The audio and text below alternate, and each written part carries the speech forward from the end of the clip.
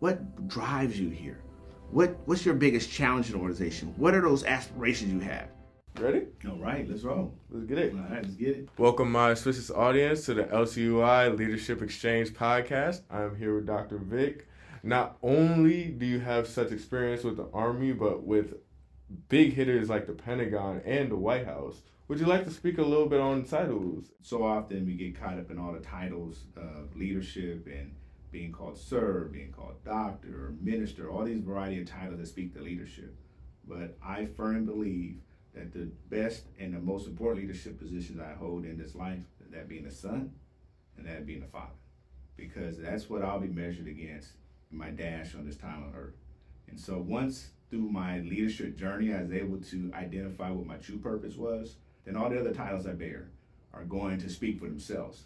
Some are struggling to find out, who am I? Who am I? What am I? And so once you realize your true foundation, what you're here for and where your genesis comes from, then you become properly aligned, and now you can lead effortlessly because you know who you are in the mirror by yourself, who you are when you close your eyes at night. The last person you speak to is yourself. It should align with who you are the next morning when you're in front of people, presenting in a boardroom, presenting in front of a formation, presenting on television, whatever that is, because you understand your true purpose, you understand your why. And that has become revolutionary. When I coach, when I consult, we talked at the foundation base, before we start talking about leading your organization. How are you leading yourself? How are you leading your family? Because those pieces coming together allows you to be that more effective when the stressors of leadership and those powers and those intoxicating benefits comes your way. We discussed his time in the Army. Greatest team ever assembled on the face of the earth. I know we always talk about the rivalry between the Army and Navy and Air Force, Marines. I will tell you, the United States Army is where I got my leadership journey, my leadership experience. The greatest team ever assembled on the face of the earth. And I would challenge anyone. And so being able to have such a 20 plus year leadership intense immersion experience, that's what I'll call that, in every type of conditions you can have. Again, 3 tours of combat, so I understand leadership under pressure. Leadership when the only true objective is getting everyone back home safely.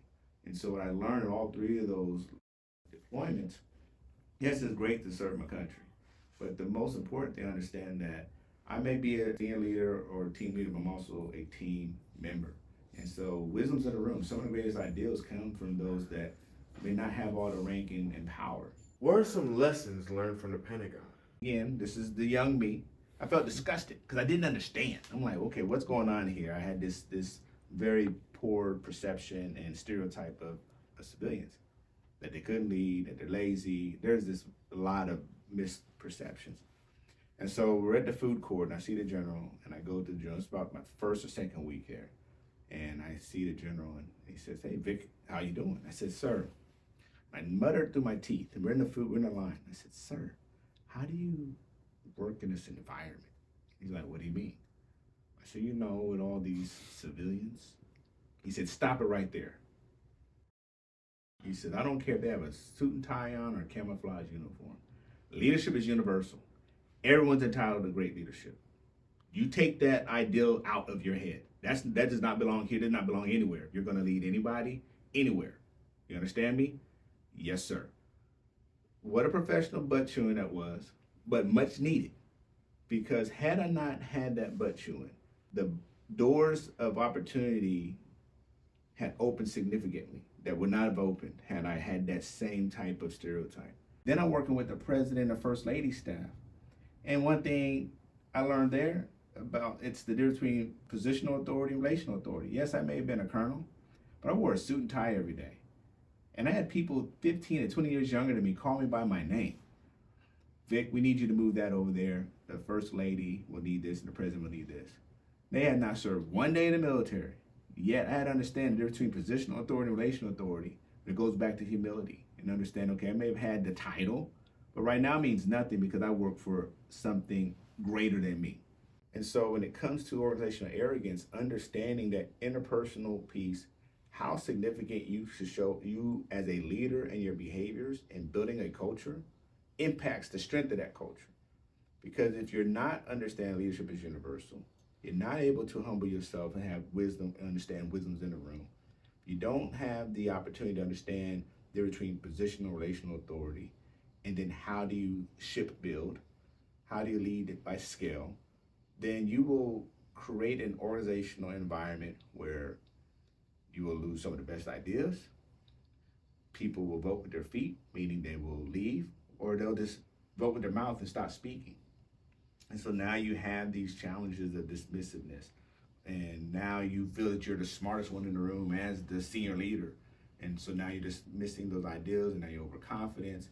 And then in some areas, it becomes a very dangerous, psychologically impacting space where you have that level of disparagement.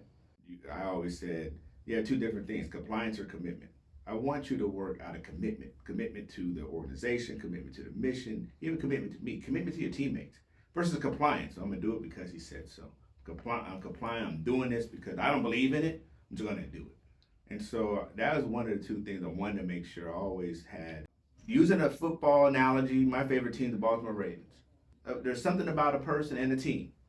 When they say, I'm tired, I'm wet, it's the fourth quarter, it's snowing, it's rainy, it's muddy, it's nasty. But guess what? I know the person to the left or right of me feels the same way, but we're going to score this touchdown. And I want my organization to feel the same way. So when I build teams, hey, listen, what is our touchdown? Let's identify what wins look like today. Yes, we want to get here at the end of the year, but what's a win today?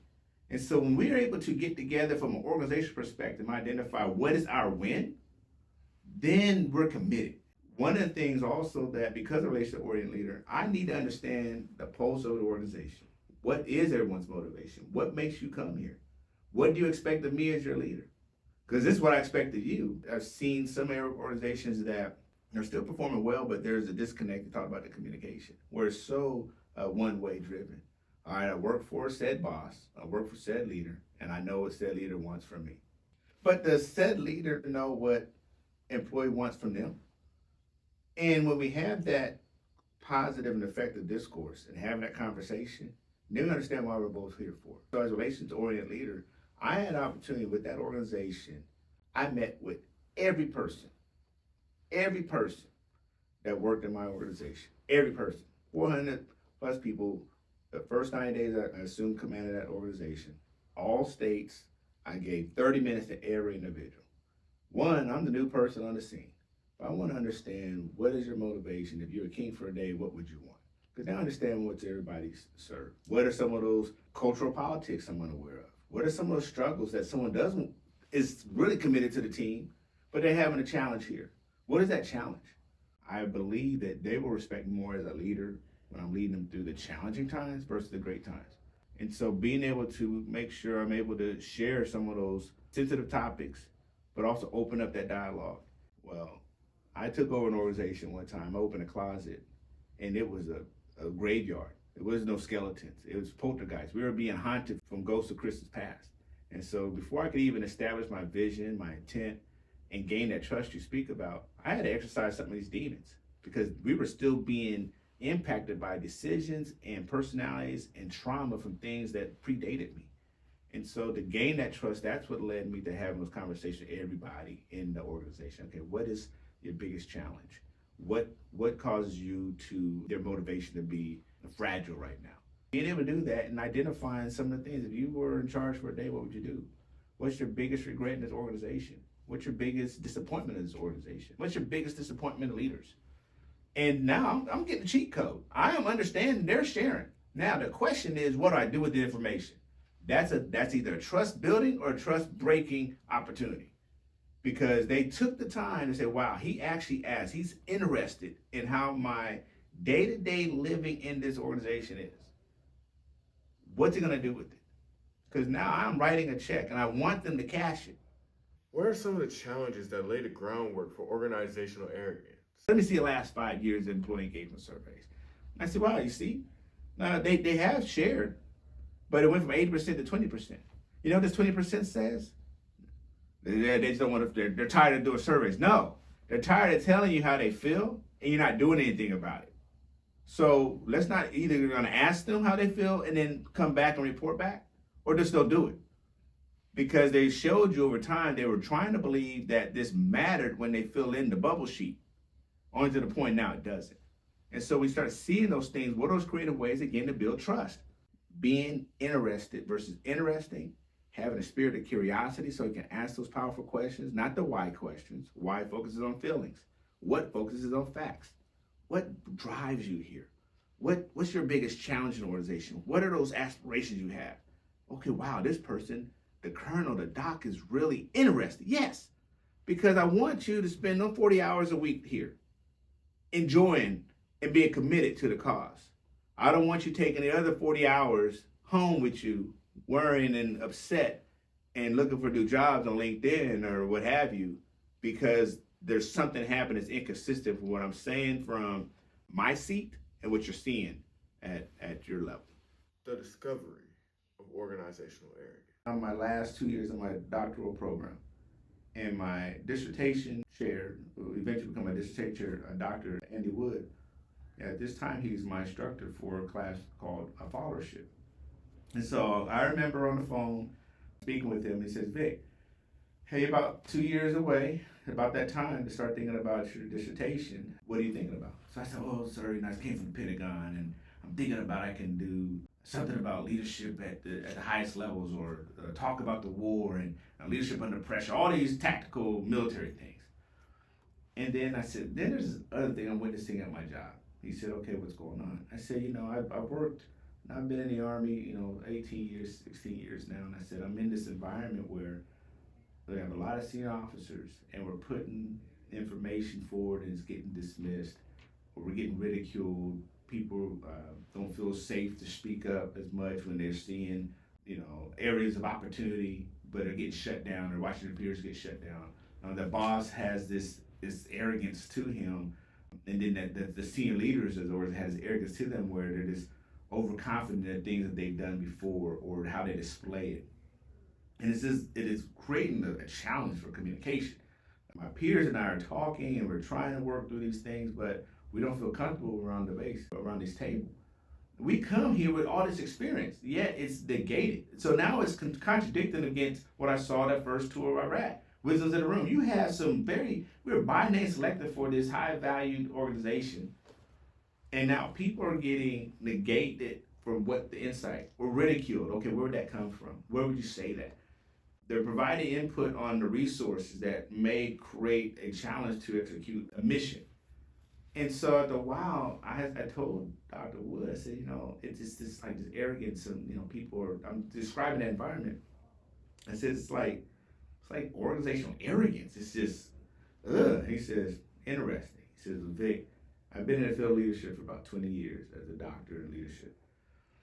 He said, in all the studies, there's nothing that's about organizational arrogance. That does not exist. He said, so if you don't write about it, I will. I said, oh no, sir, that's mine. And he said, great. What a great opportunity as you're entering this last phase of your doctoral program. You have an opportunity to create a construct, meaning you create the word organizational arrogance, and then you can create the definition for it. Not only that, Vic, because now you create the word and definition, you can also create a measurement tool to measure its presence, what we call a scale. I said, what? He said, yeah, so you get to create a new theory-based instrument, a new theory, and how do you measure it? I said, wow. He said, so your first task is define what is organizational arrogance. And so as I went through the process, I said, okay, well, sir, organizational arrogance is an organizational environment where leaders shape a culture where organizational members behave with a sense of superiority, and is displayed in three ways: overconfidence in organizational capabilities, dismissiveness towards internal and external matters, and disparagement towards interorganizational and intra-organizational members. You can't deny that. The other part of the silent killer to the psychological impact is the dismissiveness. You know that you communicated an email to an individual, to a peer or to a boss, and they didn't respond back. You may even said something around that table. Hey, I got some great insight on this. And they gloss over your input and they ask somebody else. Or they say, I heard that already. You're saying too much. And they dismiss you. How does that impact? Because now I don't feel safe around this table to even communicate no disregarding the fact that I have mountains of experience and years of experience doing this thing that you hired me to do. You hired me on your staff to give you guidance and advice. And now you're telling me what I have to share, you don't want to hear it. And so that psychological impact right there is obviously it impacts self-esteem, deflating their value, their worth. And so when you start having organizations and members behaving that way and displaying that odd behaviors, the psychological impact I speak about in the book is very significant. That fractures from a personal, not a personnel no more, a personal relationship. This is personal now. I don't feel comfortable talking to this person who now has responsibility of rating me, identifying, get promoted or not. And so that's where the interpersonal piece, understand organizational arrogance, and when leaders and organizations who care enough about the organization understand, okay, this is a threat for my main commodity, which is my workforce. How do I deal with that? Because it is impacting, it's talking about the interpersonal piece, stage 3. Organizational adoption. This is where it's starting, the organization starts adopting it. Okay, I think this is who we are. This is, hey, we eat our young, and we start justifying. Then from there, organizational reinforcement. This is where now policies, procedures start rewarding this. It's reinforced.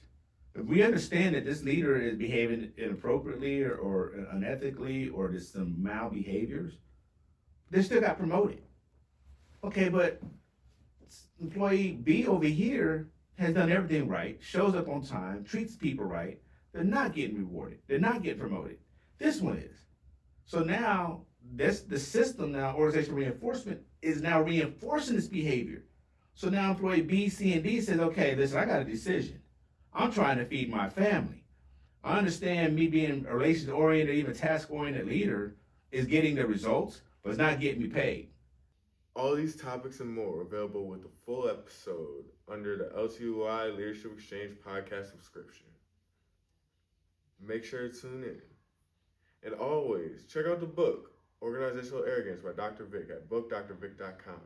And check out our website, LTUIconsulting.com, to see how LTUI can help you and your organization overcome organizational arrogance and enhance and transform leadership. Well, that's all today, folks. Until next time on the LTUI Leadership Exchange.